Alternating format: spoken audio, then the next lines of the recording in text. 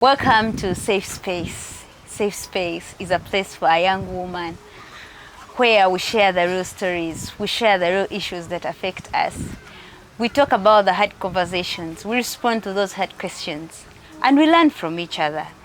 So I welcome you all to Safe Space. My name is Livia Arinda, and once again I'm bringing you a serious topic because one of our aims in our generation is to empower women.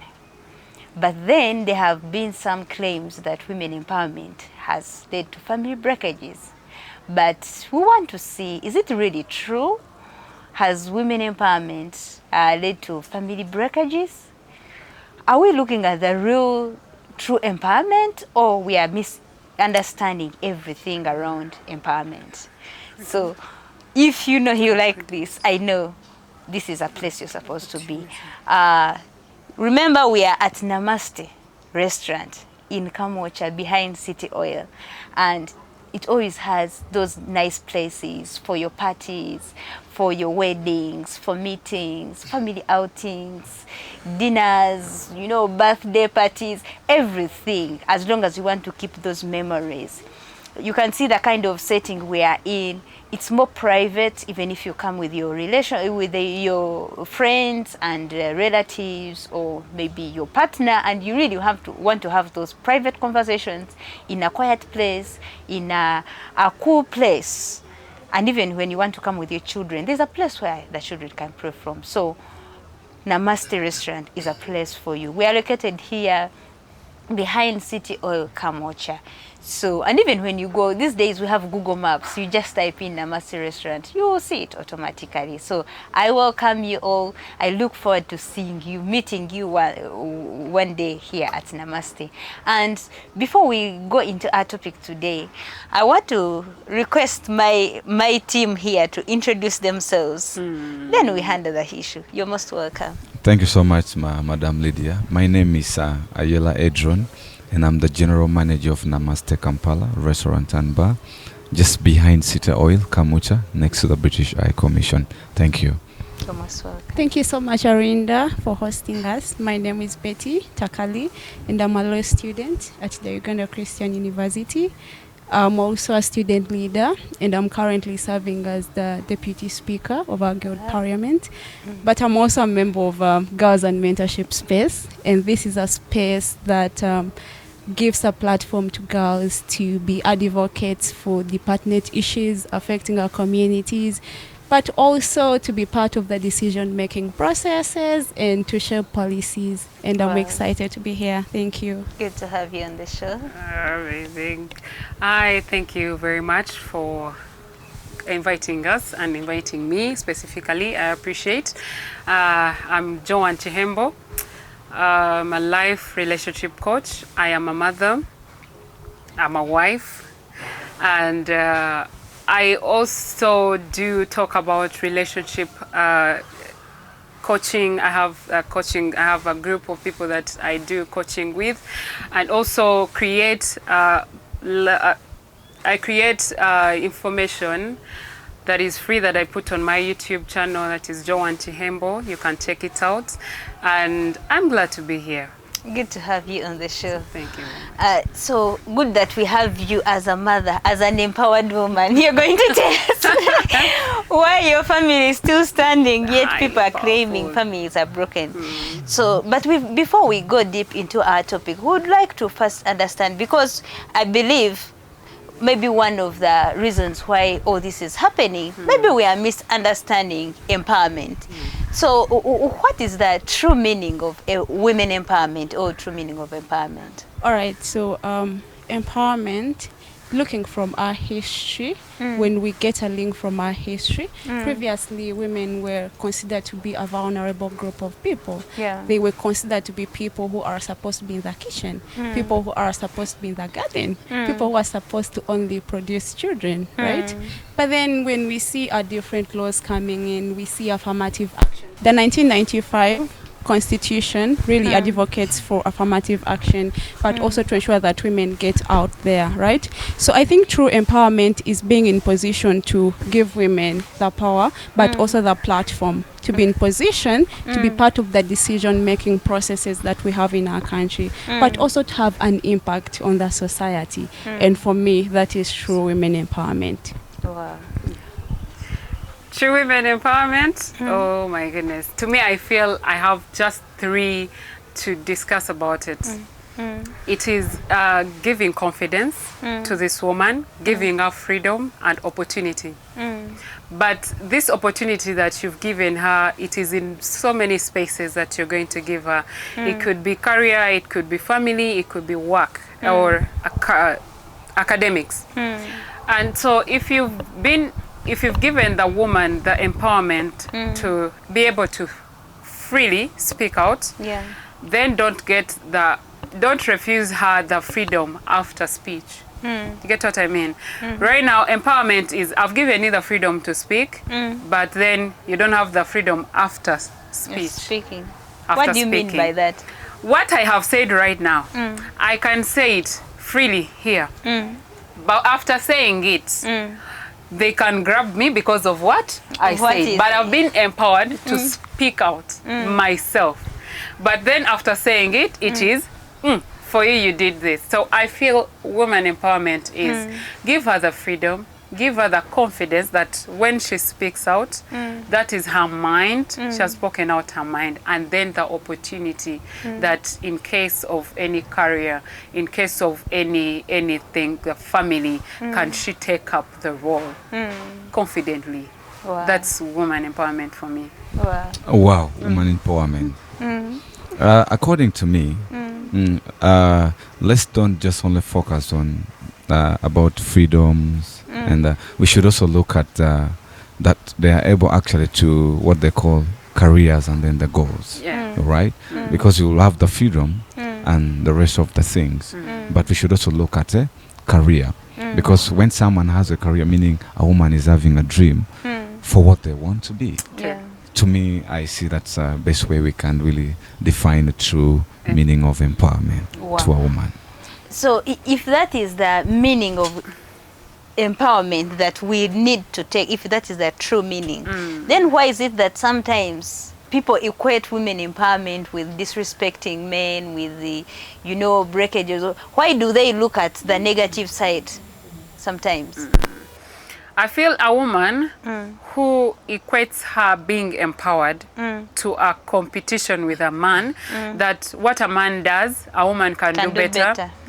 I want to call it shallow of a woman, because I feel everyone is given their roles as a woman and as a man, and you can all thrive in them separately. We can all thrive by being education. You're an educationist, you are good at your career, you are good at your family, but then you're not comparing yourself to the man. You can actually do your own thing, not waiting for what a man can do, that for you, you do it better. And also for men, their perspective of feeling that if a woman has got financially empowered, I think that's where we're getting it wrong. There is financial empowerment, and then there is being empowered as a woman, to speak out when it is, you're not stopped from speaking out, you're not going to just get in the kitchen, you can actually be a good mom, but again, a good boss. You can be a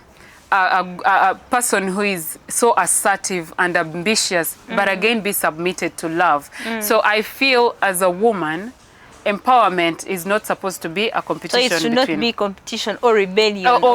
It's not supposed. If you're empowered to speak out, if you're empowered to go and work, then it doesn't stop you from remembering that you're a wife. When you reach home, you serve. The hierarchy is there. You serve your husband.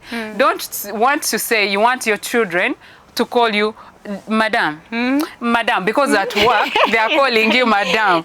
So it is you getting to know your roles as a woman who is empowered, sit in those roles. I am a mother here, I am a wife here, and I am a boss here. Dominate those spaces, because you're capable. The Lord has blessed us with flexibility. We can get this, get that. But the whole, if you, as a woman, if you want to sit and say, I am financially stable, I don't need a man, or I don't need, then the empowerment is different. I think that's where men and women are wondering, getting through the lines, and the women who are financially empowered, and then the women who are empowered by getting the freedom and the confidence, and also having those opportunities to work on. Okay, as a man, there are two things I need to consider. I remember very well when we were still back in the days at school, there's a topic which is called African Traditional Society. That really talks a lot, because to some extent there are some policies I think at that time was going on, like a woman is not supposed to climb the trees and so on. So now that was those days. Now there's another thing you need to consider, that is modernization as per now. You understand? Those days there's a lot of things which was really talked about women, and there were boundaries. If you're to be called a woman, these are the, you know, the things you need to follow. Yeah. All right. So personally, one thing we need to look about is the reason why some men still call themselves to be a man above all is we have some people who are still following The African, because those were their elders. They believe that they have stayed so long more than them, and you know, not to follow what they are teaching or preaching every day. That will be also what they call disrespect to their clan, or to, so that belief is there, that some people really have the need to, they always, what they call, they respect the culture which they have. So if you find such a man who grew up in such a lineage or such type of we call that, most of the people are in the village, when you see someone who has really been in the village and been growing in the village, they still have to follow that, because education has come in. You've really learned what it means by women empowerment. Some men take it as also at advantage, because they know, they say when you build, when you teach a woman, you build a nation. Exactly. So someone who is in urban area will really consider it very positive, whereas someone who is in the village will take in a negative perspective. So to me, we need to see what they call the background, how many people came in. Yeah, sure. Literally, to me, that's what I can say. All right, so I think I'll look at it in two perspectives, yeah. First and foremost, we have what we call masculinity, and we have patriarch hierarchies, right? So in society, of course, men want to lead, men want to be on the top, right? And in most cases, men will always go for women who are weaker than them. No man wants a woman who is stronger than him. No man wants a woman who is going to be higher than him, right? So in the long run, when someone is so empowered, a woman, when she is so empowered, and maybe they get into marriage and everything like that, a man may feel like maybe this woman is disrespecting me, is disrespecting my family, just because they are empowered. Maybe they are occupying a high position at their places of work, or they are getting a lot of money compared to them, right? But also the other perspective is that also as women, sometimes we get into a position whereby we want to disrespect our husbands because maybe we are higher than them, maybe in regards to our education background, or we are getting a higher salary compared to them, right? So it's a two-way thing. And then we definitely have to get back to the drawing board. And then we say, biblically or traditionally, a man is the one who is supposed to lead, and then a woman should follow. So even if you are so much empowered compared to this man, or you are getting a higher salary compared to him, you are not supposed to disrespect him. Yes. Wow. So true empowerment is not about disrespect. True empowerment is not about what someone is not able to do, whether you're earning much more than your husband, still you're supposed to submit. Yeah. That is a hard one, but as you think about that, let's first go for a break.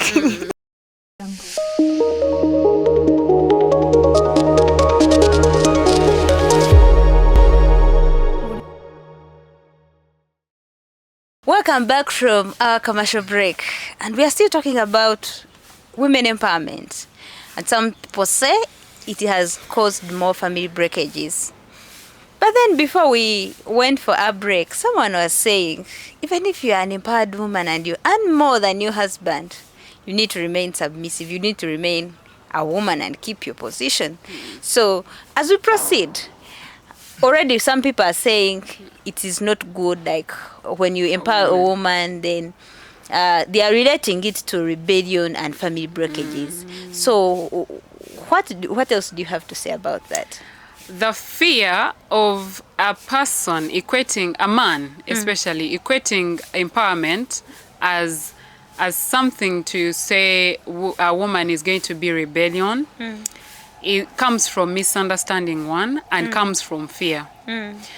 If we go back to the Bible setting, a man is the head of the family. You will never be a woman, that's for sure. You will never be a woman. And so, if you are a man and you know, even if you're not earning the same amount with your woman, and you step in your position as a man, when you don't have money, the woman is bringing the money at home, but you have a plan as a man.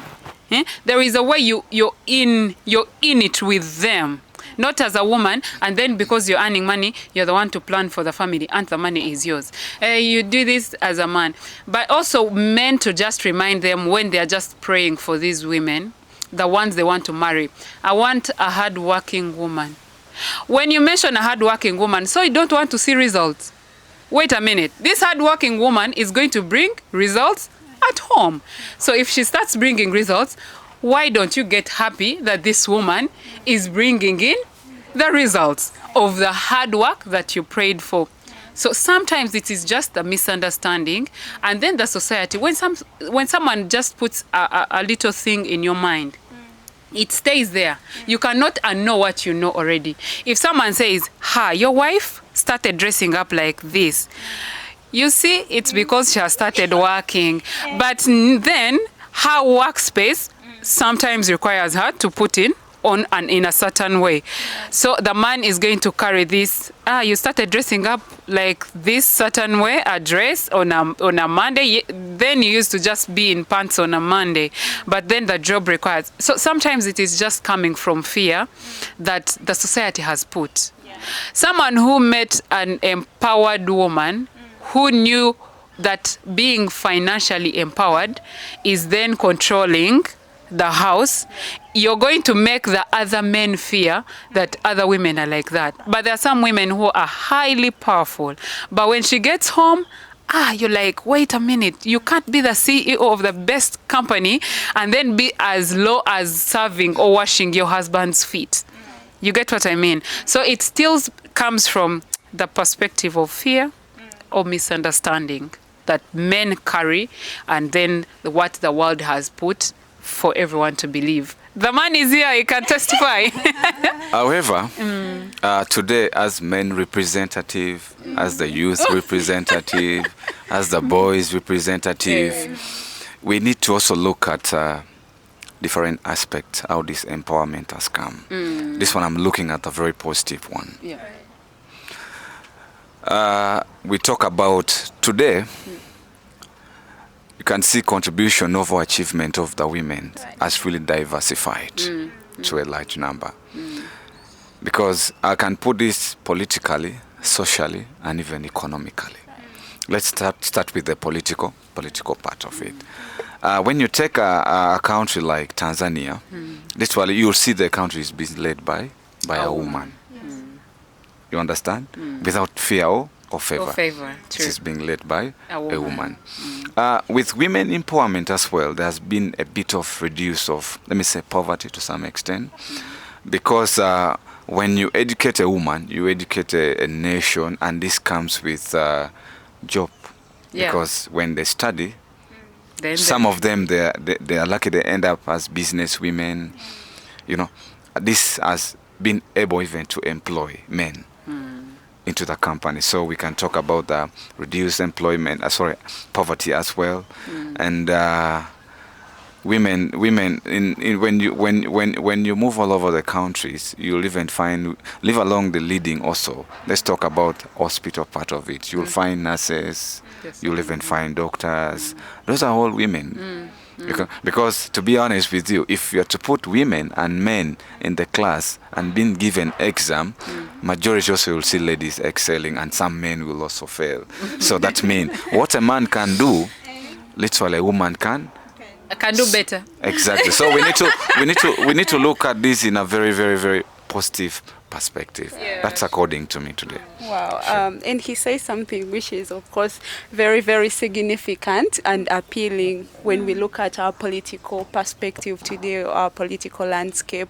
Women are really taking up those biggest positions, in our political arena. You're speaking about the president of Tanzania, but also us here in Uganda, vice president, she's a lady. Yeah, but also And the women. Prime Minister. Yeah, and the prime minister. We also have the speaker, who is a lady. So we are really seeing women taking up these, leadership positions. We are really seeing them impacting the community. Yeah, we wouldn't be here. You wouldn't be hosting us here if you aren't an empowered woman, right? Yeah. So it doesn't only remain in our economic, perspective, our political perspective, but even socially, we are seeing women touching the community, going to the community, spreading love, spreading joy, and it's really a nice thing to empower women. Amazing. I love jokings and laughings, but I would want to just simplify this whole thing for a man. If men knew that if a woman is empowered, you're empowered yourself. It would be like an easy world. Let me tell you, if a woman came with that money, and that money she knows for sure you're going to determine where it is going to go, you're sitting down on the table and you're planning for this money together. She is going to give you everything. We have seen men say, when a woman loves you, you're going to eat her own everything.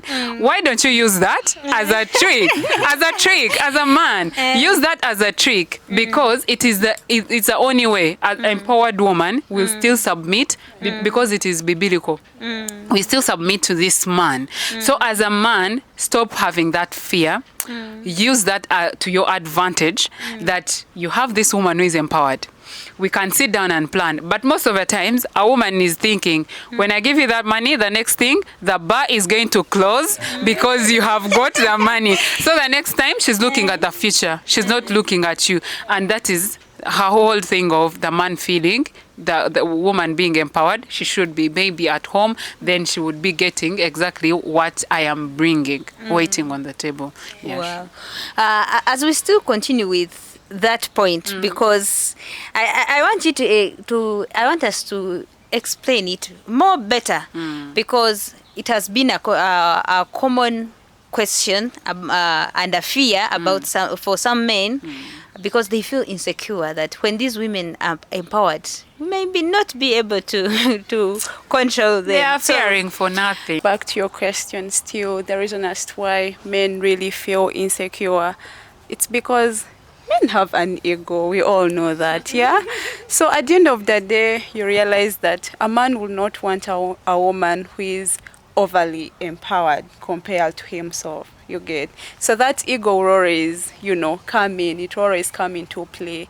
But at the end of the day, men ought to understand that, just as Joanne stated, if you have an empowered woman and maybe they are getting this money and they are coming back and they are like, oh, look, my dear husband, this is the money. And so we should plan for it, you get? So at the end of the day, you realize that this is positively impacting the family, and you are growing financially as a family, right? So I think we still get back to the ground whereby a man and a woman, they have to understand, but most especially for our dear men to understand that you shouldn't, feel insecure because a woman is empowered. Use that for your own advantage, just as Joanne stated. Yes.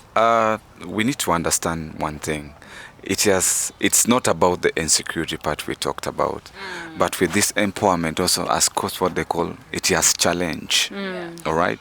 So first one, for those who believe in their traditional society, All right. So when a woman reaches to that level, you're challenging their norms. That's one thing we need about. Okay. There has been increase of challenges and to a perspective as a man.